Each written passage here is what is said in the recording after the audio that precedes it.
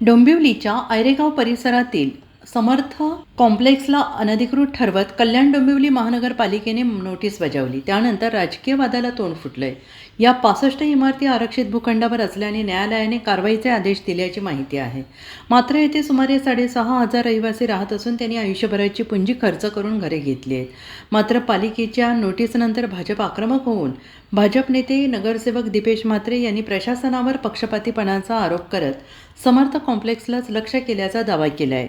Malhar heights प्रकरण न्यायालयात प्रलंबित असताना केवळ समर्थवर कारवाई का, असा सवाल त्यांनी उपस्थित केला आहे।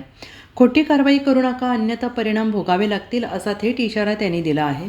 भाजपाच्या इशाऱ्यानंतर आता शिवसेनाही मैदानात उतरलेली आहे। शिवसेनेचे आमदार राजेश मोरे यांनी रहिवाशांसह आयुक्त अभिनव गोयल यांची भेट घेतली।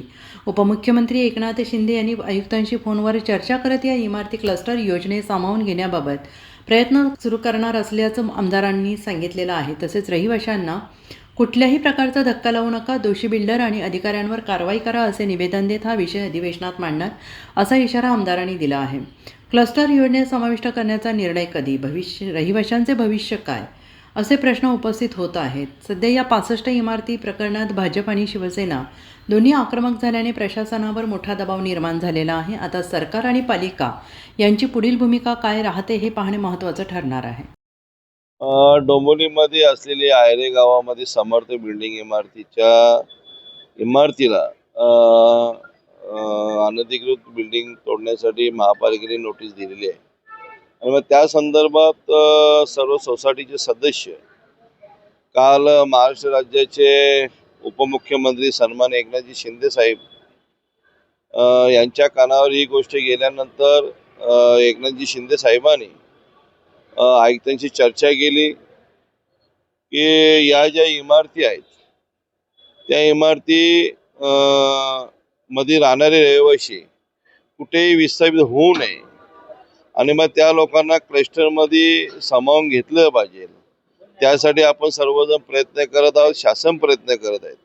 अनेक शासनाच्या माध्यमातून बैठकही झालेल्या आहेत आणि मग त्या अनुषंगाने उपमुख्यमंत्री सन्माननीय एकनाथजी शिंदे साहेबांनी आयुक्तांशी चर्चा केली आणि मग त्यांचा निरोप आल्यामुळे आम्ही सर्व समर्थ सोसायटीचे सदस्य आणि मी आमचे पदाधिकारी राजेश कदमजी, सागरजी जयदे आणि सर्व आम्ही आयुक्तांशी चर्चा केली की कुठल्या हालतमध्ये त्या इमारतीला इजा पोचू नये। कारण 5 ते 6 वर्ष झाली ते लोक तिथे राहतात आणि एक स्वतःची पुंजी जमा करून, बँकेतनं लोन काढून, थोडे पैसे जमा करून त्या इमारतीमध्ये घरं घेतलेली होती आणि त्यांना कुठल्या माहिती नव्हतं की ती बिल्डिंग अनलिगल आहे का काही आहे। आणि ज्याने त्यांची फसवणूक केली त्यांच्या कारवाई नक्कीच झाली पाहिजे, पण इमारतीवर कारवाई न होता त्यांना विस्थापित न करता त्यांची इमारत कशी वाचेल याकडे आपण लक्ष दिलं पाहिजे। तिला क्लस्टरमधून जाऊ द्या किंवा कशाही माध्यमातून जाऊ द्या, पण ती इमारत वाचली पाहिजे या अनुषंगाने आम्ही सर्वजण आयुक्तांना भेटीसाठी आलो होतो आणि निवेदन देण्यासाठी आलो होतो।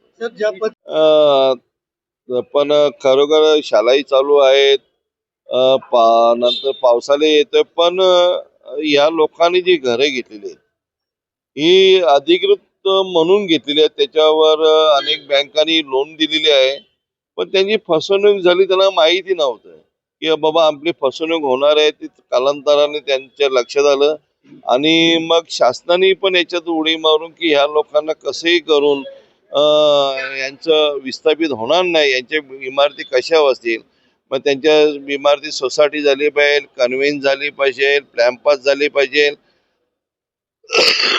किंवा क्लस्टरच्या माध्यमातून यांच्या इमारती वाचल्या पाहिजेत, असं शासनही त्याच्यावर निर्णय घेत आहे। अनेक बैठका झाल्या, पण या लोकांना तुम्हाला एक सांगू इच्छितो, एक आमदार म्हणून कल्याण ग्रामीणचा, की यांना कुठल्याही प्रकारे विस्थापित होणार नाही अशी आम्ही दक्षता घेणार आहोत।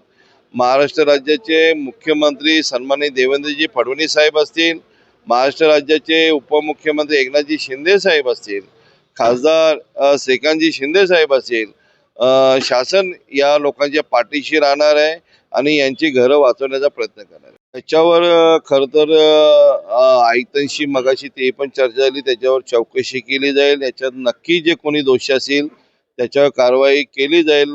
मी मगाशी तुम्हाला सांगितल्याप्रमाणे की या ज्या इमारती आहेत, या इमारतीमध्ये राहणारे 65 बिल्डिंग असतील, एक समर्थ बिल्डिंग असेल, इथे लोकांनी घरे घेतलेली आहेत. मी वारंवार तुम्हाला हे सांगू इच्छितो की अनेक बँकातनं यांना लोकांना लोन मिळालेले आहेत आणि स्वतःच जमा करून छोटे छोटे पैसे जमा करून आणि या लोकांनी घरे घेतलेले गरीब लोक आहेत आणि मग यांना वाचवण्याचा प्रयत्न आपण सर्वांनी केलं पाहिजे.